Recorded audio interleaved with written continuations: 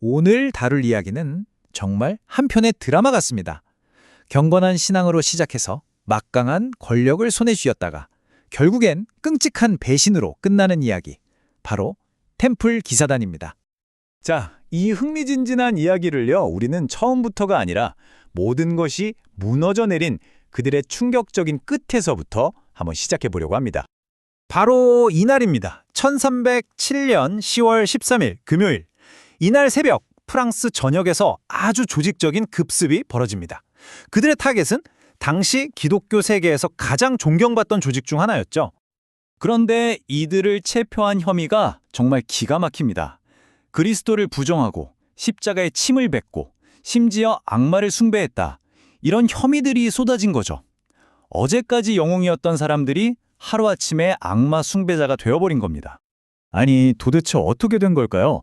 십자군 전쟁의 최정예 부대, 모두가 우러러보던 이 전사 수도사들이 왜 이런 말도 안 되는 파멸적인 혐의를 받게 된 걸까요? 그들의 문락을 제대로 이해하려면요, 시간에 훌쩍 거슬러 올라가야 합니다. 모든 것이 시작되었던 200년 전 그들의 아주 초라하고 겸손했던 시작점으로 말이죠. 때는 1차 십자군 전쟁이 막 끝난 혼란한 시기였어요. 예루살렘으로 가는 길이 너무 위험했거든요. 그때 위그드 파행이라는 프랑스 귀족을 포함해서 단 9명의 기사가 나선 겁니다. 우리가 순례자들을 지키겠다. 이게 그들의 시작이었습니다. 이 그림이 당시 상황을 아주 잘 보여주죠. 이게 그들의 공식 임장인데 보세요. 말 한 마리에 기사 2명이 타고 있어요. 왜 그랬을까요? 그만큼 가난했다는 거죠. 청빈, 순결, 순종 이 3가지 서약을 지키면서 오로지 다른 사람들의 기부에 의존해서 활동했던 겁니다. 하지만 이 가난한 기사들이라는 별명은 그리 오래가지 않았습니다. 이들은 곧 중세 유럽에서 가장 강력하고 부유한 조직 중 하나로 거듭나게 되거든요. 자, 어떻게 그렇게 됐느냐? 결정적인 계기들이 있었죠. 1119년 트루아 공요에서 교회가 너희는 공식 단체다 하고 도장을 찍어줍니다. 그리고 10년 뒤에는 교황이 직접 나서서 템플 기사단은 앞으로 나한테만 보고해라는 엄청난 특권까지 줘요. 이러니까 유럽 전역에서 돈, 땅, 심지어 귀족 자제들까지 이 기사단으로 몰려들기 시작한 거죠. 그런데 이들이 정말 대단했던 건 싸움 실력만이 아니었어요. 바로 머리였죠. 금융 시스템을 만들었는데 이게 진짜 혁신적입니다. 예를 들어 제가 런던 지점에 돈을 맡기면 암호가 적힌 종이 한 장을 줘요. 그걸 들고 예루살렘 지점에 가면 돈을 내주는 거죠. 이게 뭐겠어요? 거의 800년 전의 여행자 수표, 국제송금 시스템인 셈이에요. 그 결과가 바로 이 숫자입니다. 970개 이상.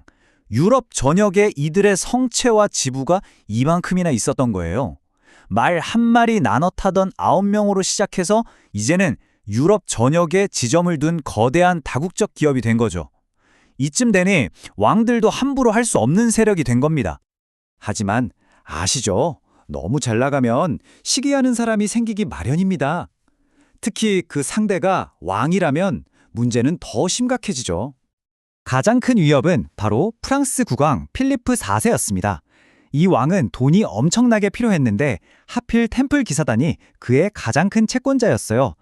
게다가 기사단은 교황 말만 듣지 왕 말은 안 듣거든요.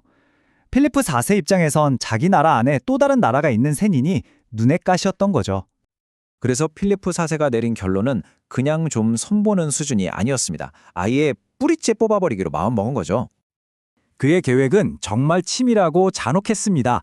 1307년 바로 그 13일의 금요일에 기사단원들을 전부 체포해서는 끔찍한 고문으로 거짓 자백을 받아내요. 그리고 그 자백을 근거로 교황을 압박하죠. 결국 그들의 유일한 보호막이었던 교황마저 두 손 두 발 다 들게 만들고 1312년에 기사단은 공식적으로 해체됩니다. 하지만 마지막 순간 기사단의 마지막 단장이었던 자크 데 몰레가 화영대 위에서 모든 걸 뒤집습니다.